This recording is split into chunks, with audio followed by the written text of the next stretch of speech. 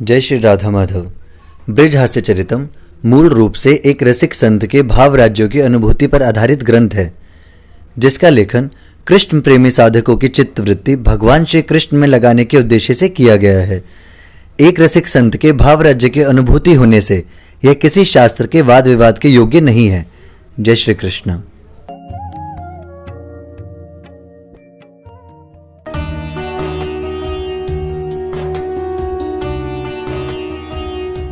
अज्ञानतिमिरन्धस्य ज्ञानाञ्जनशलाकया चक्षुरुन्मिलितं येन तस्मै श्री गुरुवे नमः। श्रीराधा माधवरूपाम्बे माधवो राधारूपिणं नित्यविहारी निकुंजस्थं श्री बाबूजी बाबा भजे। मेरो मन माणिक गिरवी धर्यो श्री नंदनंदन के पास, हरि प्रेम ब्याज इतनो बढ़ियो सखिना छूटन किया। जय राधे राधे गोविंद गोविंद राधे। परम पूज्य बाबूजी बाबा की, देवर्षि नारद जी महाराज की, श्रीमन नारदीय कुंज की जय। कुंज बिहारी विहरणी जू की जय। जय श्री राधे। ब्रज हास्य चरितम सुनाते हुए हम बीच में परिशिष्ट भी सुनाते हैं। किसी सखा के भगवान के प्रति भाव, कोई भगवान के प्रति जिनके हृदय में प्रेयसी का भाव है, ऐसे भगवान की जो नित्य सखियां हैं, तो हम रुद्राक्ष जी और नैना जी का चरित्र सुना रहे थे। मुनि शीर्ष में ब्रज का एक स्थान जहाँ पे नैना जी का जन्म हुआ, देव शीर्ष में श्री रुद्राक्ष जी। हमने बताया श्री कृष्ण के प्रति श्री रुद्राक्ष में ऐसा अनन्य सख्य भाव है। भगवान ब्रज के राजकुमार हैं, मित्र उनसे मिलना चाहता है, मिल नहीं पाता है। बाल्यकाल में एक शिव मंदिर के पास मिला ये बालक, अलौकिक अयोनिज भगवान के नित्य गोलोक धाम से आया उनका नित्य सखा ही था और नित्य ब्रजपुर की लीला में प्रकट हुआ। ऐसे में महर्षि कर्ण उन्होंने उनकी एक गोपी, वहां पे ब्रज की एक गोपी जिनका विवाह नहीं हुआ था, संतान की तो कोई बात ही नहीं थी, किंतु उन्हें वो मिले। भगवान शिव, एक टेकड़ी पे भगवान भोलेनाथ का मंदिर था, वहां वो बालक मिला। उसका नाम महर्षि कण्व ने रखा रुद्राक्ष। बहुत सुंदर नेत्र थे, गौर वर्ण का, गोरा चिट्टा, बहुत भव्य और सौंदर्य इस सखा का। और ये श्री कृष्ण की वार्ता सुनते सुनते न कभी उनसे मिले, लेकिन माता जी देव शीर्ष से नंदगांव जाने की छूट नहीं देती है कि बड़ा दूर है। और मुनि शीर्ष में एक अलौकिक कन्या, एक आभीर कन्या प्रकट हुई जिनका नाम नैना था। दैविज्ञ ज्योतिषाचार्य ने देखा कि देखो इसके नेत्र बड़े सुंदर है नैना, इसका विवाह उससे होगा जिसके सबसे सुंदर नेत्र हो, ऐसा इसकी कुंडली कहती है। भगवान की नित्य धाम से आई प्रेयसी थी, भगवान की नित्य सखी सहचरी थी। प्रथम बार श्री कृष्ण नाम सुना, तब से ही हृदय में ये सुनिश्चित हो गया कि ये जिनकी वार्ता हो रही है, मुझे तो एक दिन उन्हीं को देखना है, सदा के लिए उन्हीं का हो जाना है। ऐसा उनके मन में नित्य नूतन भाव बढ़ते गए। नैना जी के यहाँ एक मैना थी। मैना का नाम था वागीश्वरी। रुद्राक्ष जी के यहाँ एक तोता था, नाम था वक्र। गांव के बूढ़े ज्योतिषाचार्य कहते थे, बिटिया तुम विपन्न अवस्था में हो, लेकिन तुम्हारा सौभाग्य बहुत बड़ा सौभाग्य है। तुम्हारे हाथ में, और मैं तुम्हारी हस्त रेखाओं, मस्तक की रेखाओं को देख के बता सकता हूं कि तुम्हारा सौभाग्य बहुत बड़ा है। ऐसा लगता है कि भूमंडल पे किन्हीं किन्हीं को वो भाग्य मिलता है। वैसे तो ब्रज में जन्म लेना ही सौभाग्य की बात है, और वो भी जब छीत स्वामी जी कहते हैं,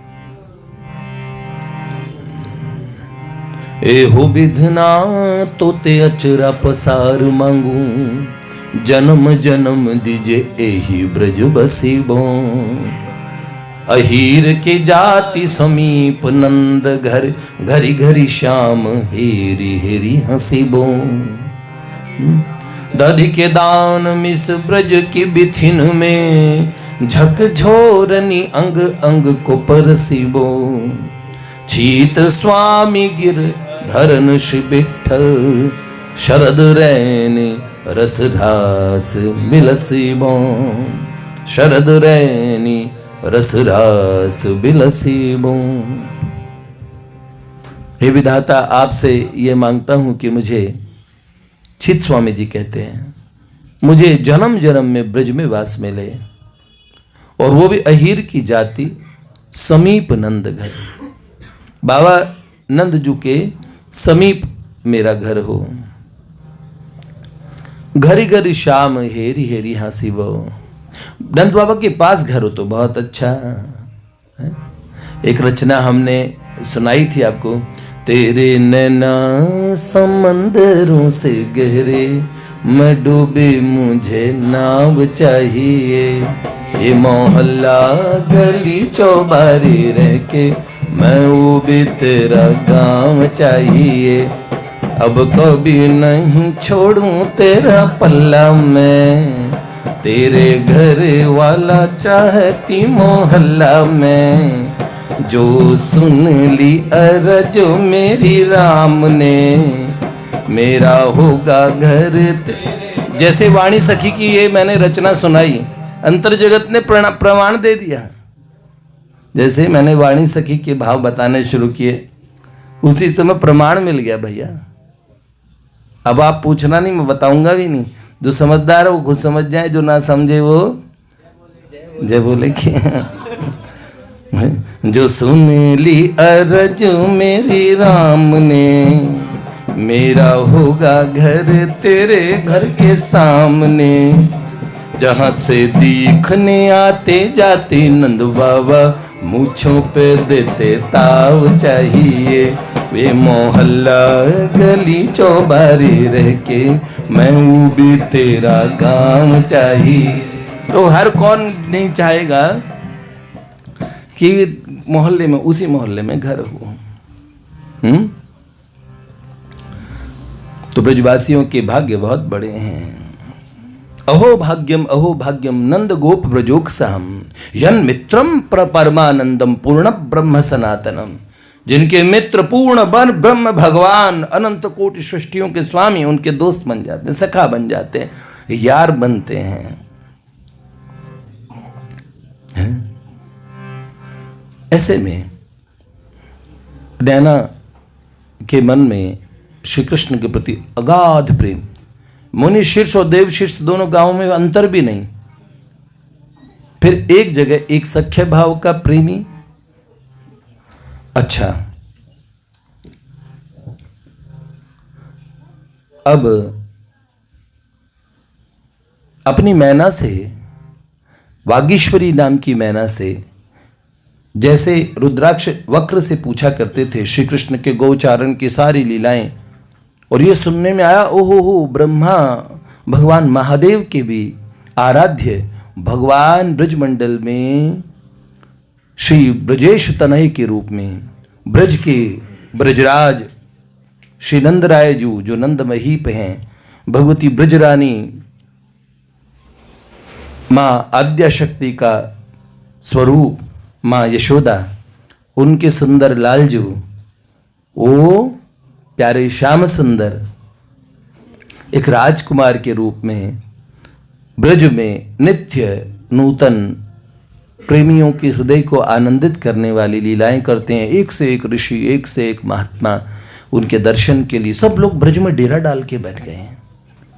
गौतम, कपिल, कणाद, भगवान अत्रि, भगवान वशिष्ठ, भगवान जमदग्नि, ये सब बड़े बड़े ऋषि हिमालय की गिरिगोरों को छोड़ के, तपोवनों को छोड़ के, तपह लोक को, जनह लोक को छोड़ के, ब्रह्मलोक से बड़े बड़े ऋषि आके विहंगों के रूप में, पंछियों के रूप में नंदालय में कुहुकते हैं, शोर मचाते हैं, भगवान को देखने आते हैं। बाल्यकाल से छोटे से, अरे भगवान बालक की लीला कर रहे हैं, छोटे बालक की वैसे ही लीला बड़ी प्यारी लगती है। आज भी कोई सुंदर लीला करते तो कृष्ण कन्हैया है, कोई सुंदर खूबसूरत लड़का है तो ठाकुर जी जैसा लग रहा है। क्या किनसे बोलते, तुलना किससे होती है?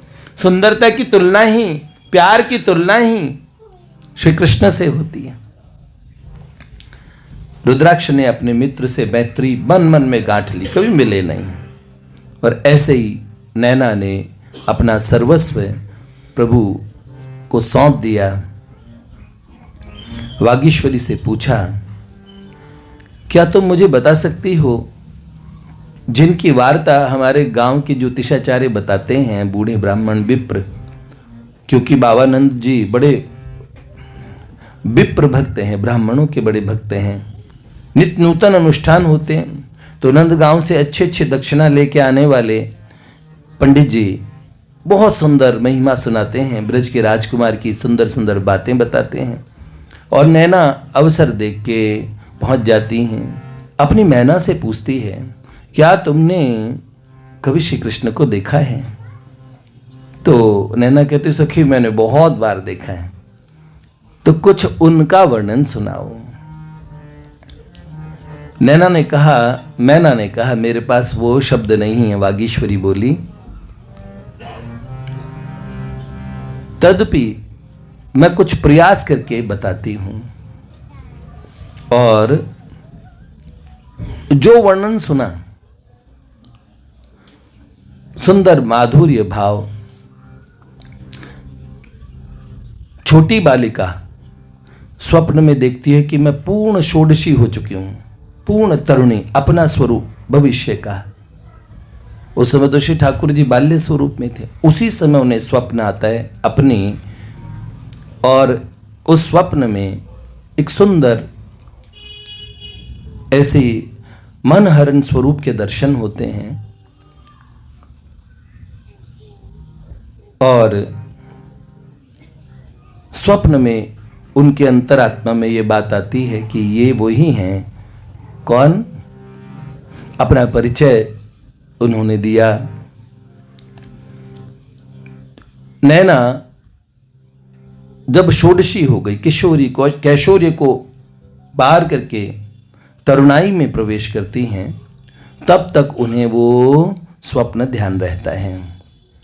और उस स्वप्न में मैंने देखा है उन्हें मैं वास्तविक रूप से देख के आऊं। एक बार नैना नंदग्राम की तरफ, किसी पूछा कौन सा रास्ता नंदगांव की तरफ जाता है, और भोर में सुबह सुबह अंधेरे अंधेरे में अपने माता पिता शयन कर रहे हैं, उसी समय लगभग रात्रि का अंतिम प्रहर पूरा नहीं हुआ था, तीसरा प्रहर पूरा हुआ, चौथा प्रहर लगा ही था। उसी समय निकल पड़ती है और पैदल जाते जाते दोपहर तक वहां पहुंचती है। नंदालय का परिचय पूछती है। नंदगांव की संपन्नता, जहां भगवान महालक्ष्मी के प्रति भगवान हो, वहां का अद्भुत वैभव देख के आश्चर्यचकित रह जाती है, लेकिन उसकी दृष्टि उस वैभव की तरफ ना रह के ये था कि जहाँ वो वास करते हैं वहाँ का स्पंदन, इस स्थान पे रहते हैं वो, एक एक वस्तु को, एक एक कण कण को उसने इस भाव से देखा जैसे वो कृष्ण को देखती हो। किस तरह वो आती है, पूर्व का सपना मार्ग उसकी सखी वागीश्वरी जो मैना है उसे बताते हुए चलती है। स्वप्न का एक बताएं उनका, हाँ, मेरी सखी मैं भूल सके न आज तलक वह मीठा सपना, आज तलक वह मीठा सपना, सुन री सखी मैं भूल सके न आज तलक वह मीठा सपना, आज तलक वह मीठा सपना।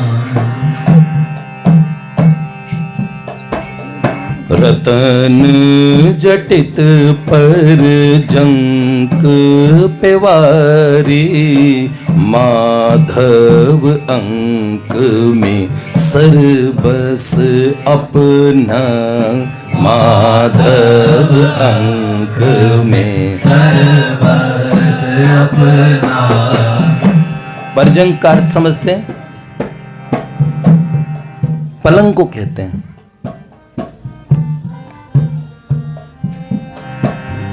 रतन जटित पर जंक पेवारी, माधव अंक में सरबस अपना, माधव अंक में सरबस अपना, सुन री सखी मैं भूल सके न आज तलक वह मीठा सपना, आज तलक वह मीठा सपना।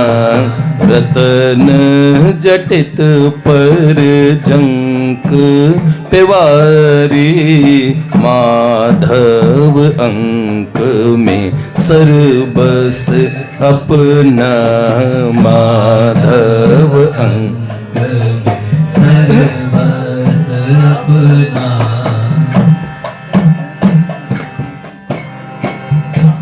चांदनी जो छवि पे जब ऐठा, झट मुखड़ा छुपा बैठा, जो ही मेरे माधव का मुख उसने देखा, हेरी वही नंद का बेटा, संग पर जंक पे लेटा, मेरे भाल पे अचरज की रेखा,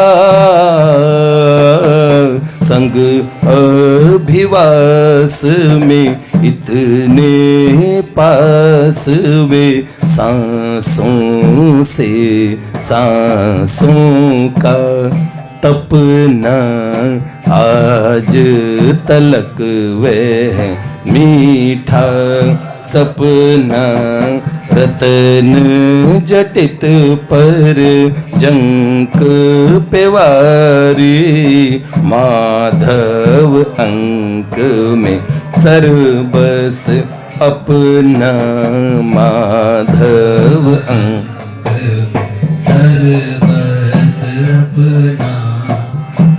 सखी लगी चमकने बेंदी, सुर्ख हुई हाथों की मेहंदी, मेरी चूड़ियां बोलियों खन खन, मोरनी बोलती बागन, हेरी मेरा मौन था आंगन, रह रह पैंजनियां करती थी छन छन।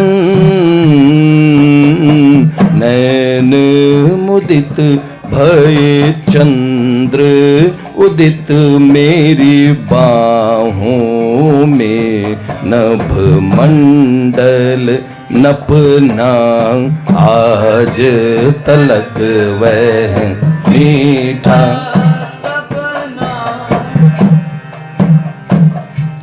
भूली ना वो घुंघराले कुंतल, झलमल कानों के कुंडल, मेरे प्रियतम की मीठी बतुलियां।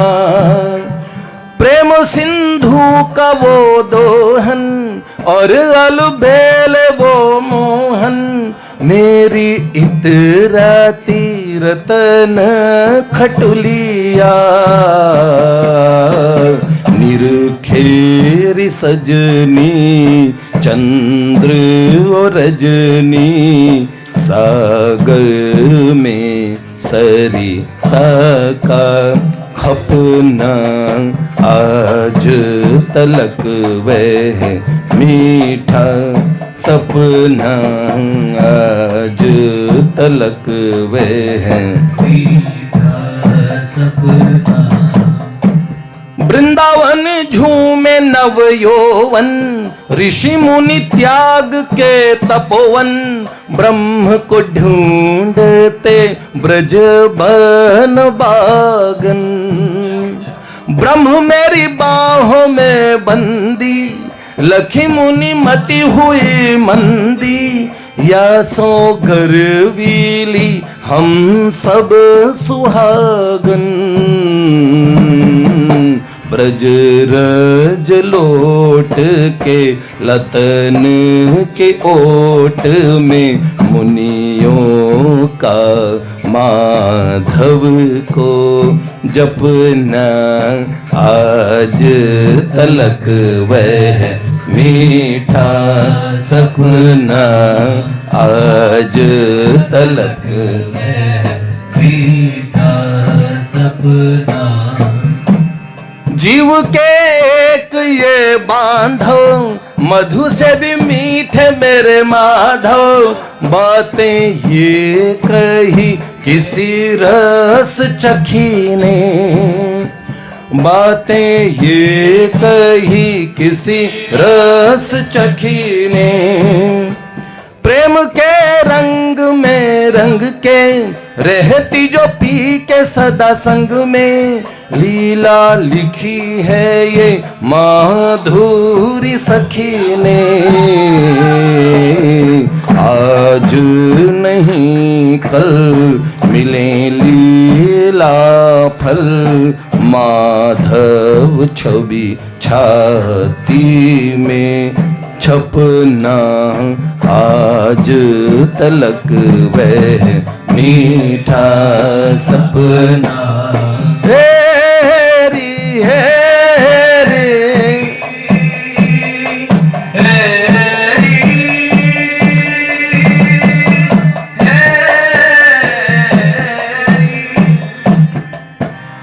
सुन री सके मैं भूल सके ना, आज तलक वह मीठा सपना।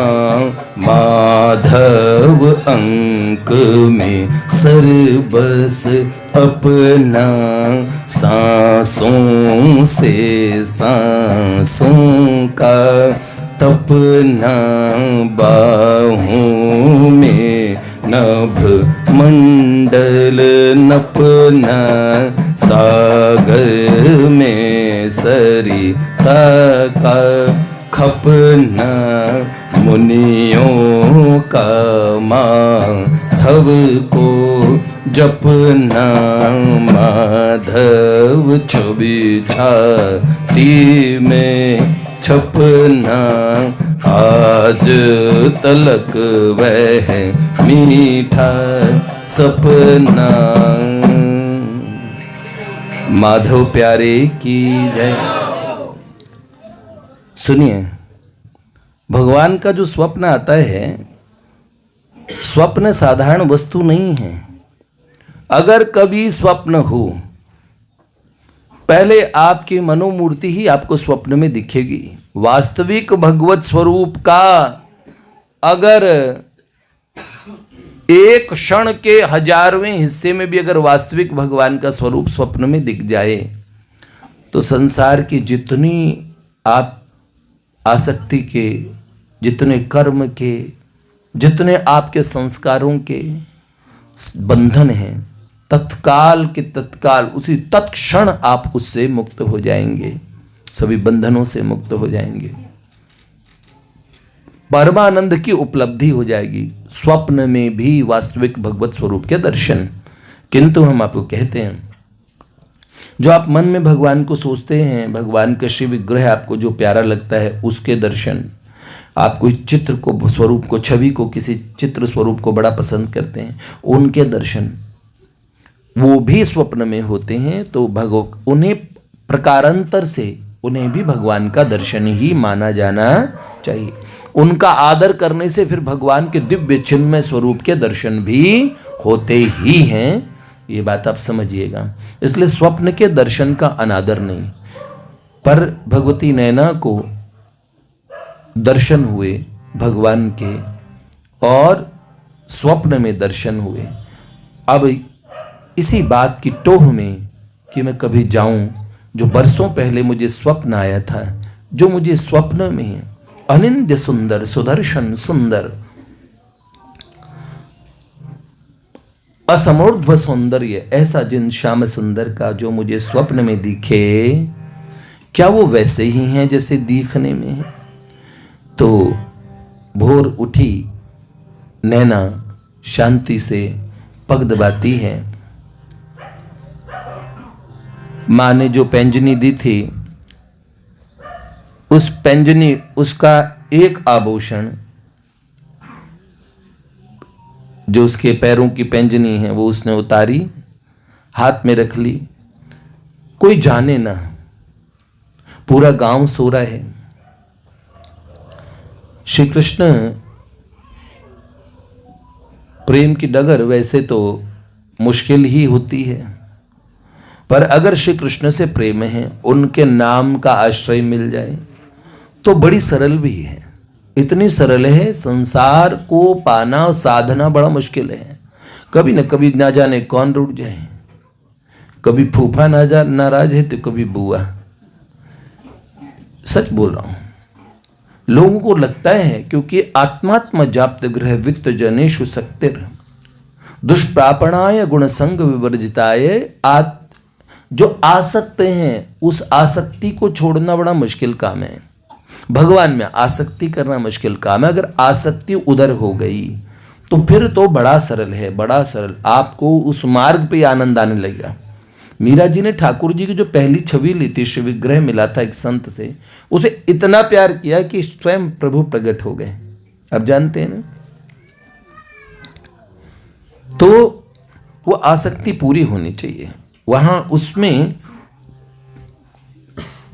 नैना की आसक्ति तो पूरी थी, और बाहर वागीश्वरी रास्ता बताते हुए ऐसे उत्साह से बहुत लंबा रास्ता तय करके सखी पहुंच जाती है नंदगांव में, चकित रह के, क्योंकि एकदम साधारण से एक छोटे से वन में जो ग्राम है, उसमें, वो भी गांव भी क्या, उपग्राम, छोटी बस्ती, जिसको वर्तमान में तो मुंड से रस कहते हैं, मुनि शीर्ष। तो उस जहां पे मुनियों ने भगवान की गौचारण करते समय स्तुति की थी, इसलिए मुनि शीर्ष नाम कहा गया। तो उस स्थान पे से जाके सीधा आनंद ग्राम तक जब वो जाती हैं, तो भाव विवल प्रेमियों को जितनी गति से जाते उतनी गति रह भी नहीं पाती है। दोपहर मध्याह्न के समय नंदग्राम पहुंचती है और नंदालय की तरफ का रुख करती है। नंदगांव की वो स्थिति है, बड़ी सुंदर है। कैसी है वो हम आपको कल सुनाएंगे। श्री लाडली लाल की जय।